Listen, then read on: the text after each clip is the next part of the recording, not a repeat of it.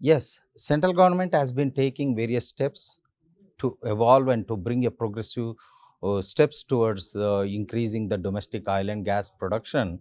And India has a huge untapped hydrocarbon potential to the tune of 29 billion tons of oil equivalent in 26 sedimentary basins in an area of about 2.36 million square kilometers. What is exactly required for E&P industry is data acquisition, data coverage for the sedimentary basins, and data assimilation and data dissemination. These are the base for which the based on which hydrocarbon industry will develop, and especially upstream hydrocarbon industry. Government has taken various data initiatives, and apart from formulating other policies, uh, two flagship programs have been launched by the government of India. That is, one is under a national seismic program. We have acquired a huge volume of the 2D seismic data in across the all the sedimentary basin to appraise and to store this data. Where do you store this data? And a national data repository has been established. Whatever data has been acquired through this program and the legacy data which was there existing, for various decades, which has been acquired by the various operators, has populated on this NDR. And another flagship program which has also been carried out by government of India is hydrocarbon resource reassessment. All these three put together, data acquired, data stored, and data used for estimating the oil and gas resource, so that it will attract the potential investors, both domestic as well as international domestic producers, to come and invest, carve out their own blocks. And how do you carve out the blocks? To carve out the blocks, a open acreage licensing program has been brought in under hydrocarbon exploration licensing policy, wherein people can look into this data, and based on the estimates of the reserves, they can carve out their own blocks and express an interest. Once expression of interest has been made, and then these blocks will be put for bidding, and it is in a transparent mechanism these oil and gas blocks have been awarded. What are the policy reforms which has been brought by the government to promote this one? First of all, I said earlier, production sharing contract regime used to be there under new exploration licensing policy. The government has realized there are certain issues in the production sharing contracts. In order to migrate to revenue sharing contracts, government has introduced a policy, hydrocarbon exploration license policy, which has been connoted as help. For any investors, it looks help. The government is there to help always. And under this policy reforms, we have migrated from production sharing contract regime to revenue sharing contract regimes. Under this, the open acreage licensing program, that is the rank exploration areas, and the government has also offered some of the small and medium sized field which were lying unmonetized because of the various reasons, economic reasons and the business model reasons. These were not monetized. That has been put under the discovered small field rounds. Discovered small field rounds, two rounds were already concluded. Third round was very recently concluded. And especially in the third round, the response was been very good. 32 contract areas were offered in a form of, in each contract area, there were 2-3 discoveries. And it has been put readily to bidding, so that all the operators can come and bid for it and then monetize these oil and gas resources which are lying under the subsurface, to bring it to the surface for to benefit of the every citizen of this country, and help the domestic economy and also increase the domestic production. And apart from these DSF rounds, we also had a model production enhancement contracts. There has been the several fields where the recovery factor was less.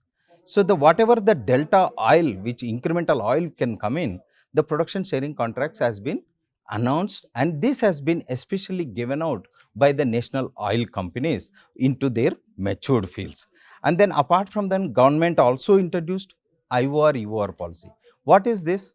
When you have to recover more and more oil and gas, the technology investment is there, and financial investment also there to introduce the latest technologies in order to recover the oil and gas. The government has offered varied incentive structure, both financially as well as the policy. Likewise, incentives were offered to the thing to increase the domestic production. What is there in this hydrocarbon exploration license also? Single uniform license for all types of hydrocarbon. That means both conventional as an unconventional, and revenue sharing model with focus on work program, especially in the OLP areas. And what is being offered to the private operators is there is a full marketing and pricing freedom for the production which is going to happen from these contracts. And under UR policy, a reduced royalty and then graded royalty rates were announced, and incentives were given, fiscal incentives were given for to promote the IOR UR technology. You have asked a very apt question. We have been discussing and deliberating on this. And really speaking, E&P industry is a quite risky and uncertain business environment, for which the challenges are tremendous. The E&P industry today faces multitude of challenges such as geological complexity, uncertainty of the subsurface geology, and increasing capital and operating costs which is required to produce more, and changing consumer preferences, etc. First of all, I would put oil price volatility. This is one of the major concern. In fact, an investor is very difficult for him to forecast is cash flows. See, recent past there are two black swan events which has happened that everybody knows. That is, one is COVID-19. During that, what had happened? It has killed the demand aspect of the oil and gas industry. That's how the futures of the oil and gas has gone into negative price. And it so happened for 1 year, nobody was thinking oil prices will come up so fast to a normal level and increase further. But Ukraine war, another black swan event, I would put it. Why I am calling it as a black swan event is because the conventional war is never expected. In the that too in a where the nuclear arms are there and where the high tech warfare is there, nobody expects a conventional war can took place, but that has happened. What it did, it has cut down the supply mechanism of the oil and gas. So it balanced the earlier killing of the demand, and then the increased demand because of the post COVID people personal mobility has increased and the consumption of also energy has increased. But what it has created, it has cut down the supply of the oil and gas from Russia. So as a result, the oil prices went up. And similar, another challenging aspects in the oil and gas industry is the matured fields. Matured fields, what happened after a successive period and after getting a plateau production, and reaches a declining stage. That's why it's called mature fields. So producing more and more from matured fields, it's very difficult. What it involves? It involves higher investments and higher operational costs. And then you have workforce limitations also. The younger workforce, brilliant workforce, where it is migrating, it is migrating into the new age industries, knowledge based industries like IT industry and all those things. And really, obtaining a skilled manpower for oil and gas operations is a challenge, is going to be a challenge task, and in future also it is going to be there. And similar is execution and technological challenges.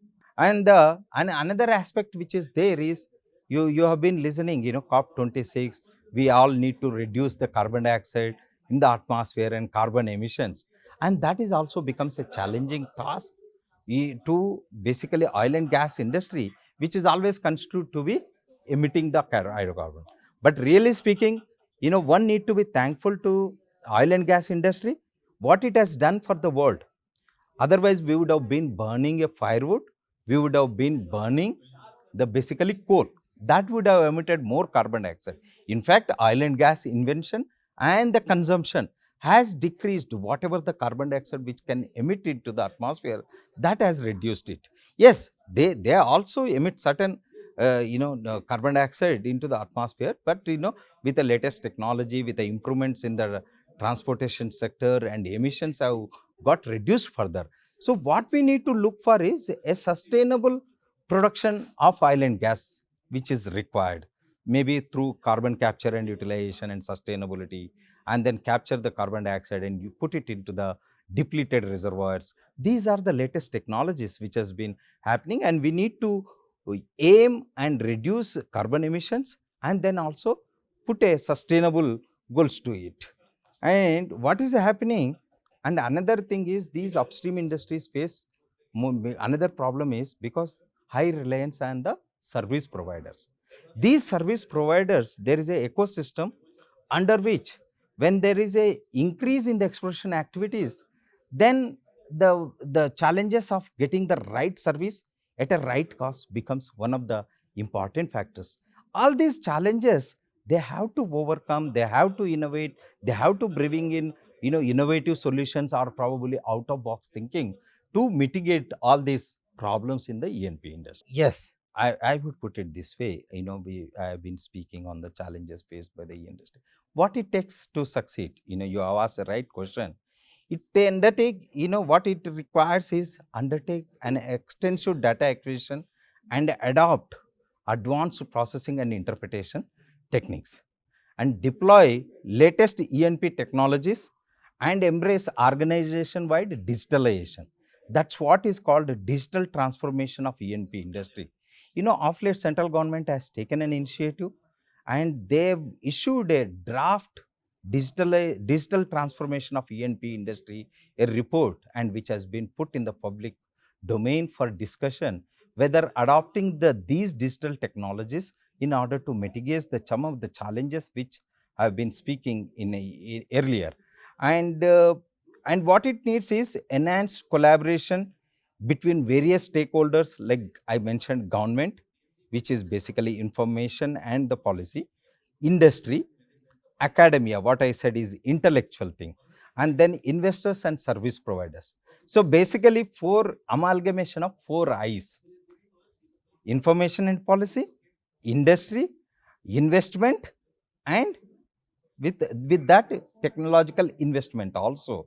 These are the four areas which has to come together and solve the problems or the uncertainties faced by the E&P industry, and implement basically robust risk management and mitigation frameworks and models, and develop capabilities and strengths across organization level, and build conducive ecosystem for investment through right policy, fiscal, and regulatory framework by the government. And each industry, when you have to do a cost cutting measures, it need to adopt an innovative business models and partnerships, which is very crucial. And we all have to work towards reducing the carbon footprint under the MPC.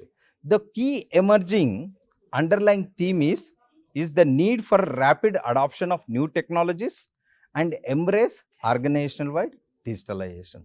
That's what is required. Digital transformation of the E&P industry, to a great extent, it can solve the problems of the E&P industry, and it will be a win-win situation both for the government, the industry, and the investors, and to the overall, ultimately it results into a cash flow, and the economy will be strengthened.